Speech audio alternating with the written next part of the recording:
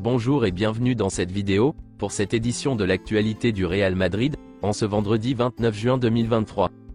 Si t'es nouveau sur la chaîne, n'hésite pas à t'abonner, et d'activer la cloche de notification, pour recevoir une notification dès que je publierai une nouvelle vidéo, et mets aussi un j'aime et un commentaire à la vidéo, pour me soutenir. Merci, et commençons.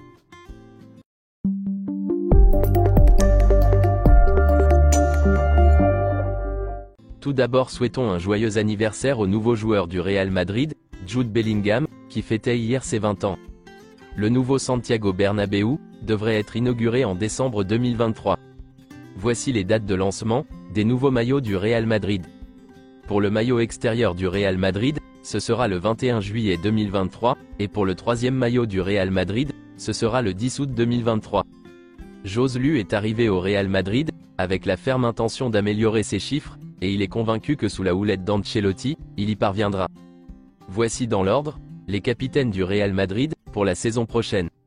Le capitaine numéro 1 sera Nacho, ensuite Luka Modric, ensuite Dani Carvajal, et enfin Toni Kroos.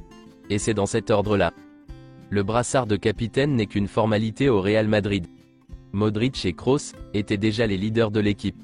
Ce sont eux qui parlent toujours à leurs coéquipiers, derrière la caméra. Selon AS, Toni Kroos sera la clé du milieu de terrain du Real Madrid, la saison prochaine. Carlo Ancelotti envisage de passer à une sorte de 4-4-2, avec Rodrigo et Vinicius Junior, en pointe. Carlo Ancelotti prévoit de passer à un 4-4-2 la saison prochaine, se transformant en système en losange, en attaque avec Jude Bellingham, en soutien des deux attaquants. Le juge d'instruction a proposé une suspension de 4 matchs, pour Fede Valverde, concernant l'incident avec Baena. Mais selon AS, le juge d'instruction a proposé à la compétition une sanction de 5 matchs contre Valverde, et non de 4 matchs. Si la sanction est approuvée, Fede Valverde manquera les matchs contre l'Athletic Bilbao, Almeria, Celta Vigo, Retafe, et la Real Sociedad.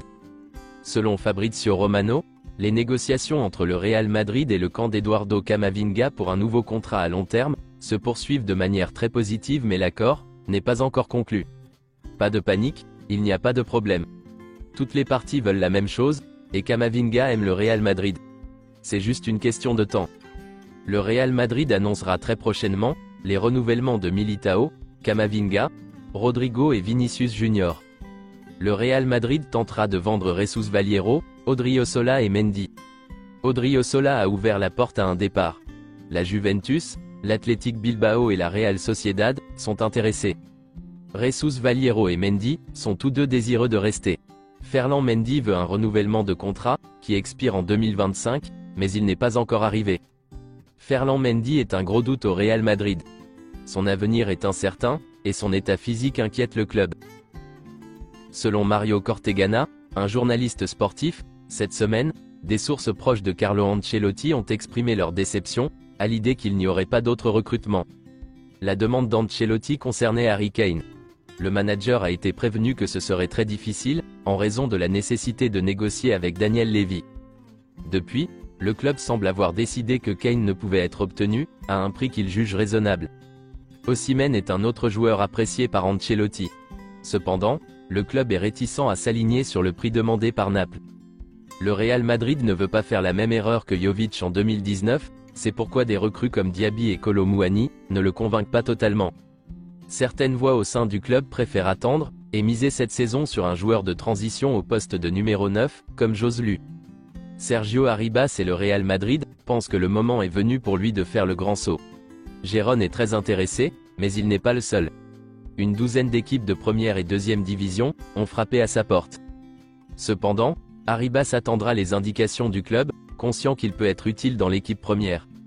Selon Marca, Dortmund, le RB Leipzig, l'Eintracht Francfort et le Bayer Leverkusen s'intéressent tous à Sergio Arribas. Sergio Arribas quittera le Real Madrid cet été et partira en prêt. Dortmund est le favori et suit de près Sergio Arribas. Selon Marca, le PSG et le clan Mbappé auront une réunion clé aujourd'hui pour trouver la réponse finale pour l'avenir de Kylian Mbappé. Si le PSG et Mbappé décident de se séparer lors de leur réunion d'aujourd'hui, le Real Madrid passera à l'action.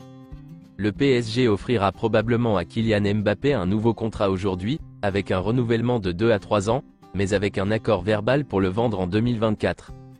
Selon Mario Cortegana, un départ de Kylian Mbappé cet été signifierait que le joueur ne toucherait pas sa prime de 70 millions d'euros. C'est pourquoi, à Valdebebas et dans le camp de Mbappé, on considère qu'un départ cet été est un scénario improbable. La situation de Kylian Mbappé, et l'arrivée d'Endrick en 2024, ont compliqué la recherche d'un grand attaquant, par le Real Madrid. Le Real Madrid est prêt à payer 130 millions d'euros pour Mbappé, en guise de prime à la signature, l'année prochaine. Une déclaration de Zinedine Zidane, sur Mbappé. Quand vous êtes entraîneur et qu'il y a un joueur comme Mbappé, bien sûr que vous voulez l'entraîner. Cela pourrait arriver un jour. C'est tout pour cette édition de l'actualité du Real Madrid, et merci de nous avoir suivis. Abonne-toi si t'as aimé la vidéo, mets un j'aime, et à la prochaine pour plus d'infos sur le Real Madrid.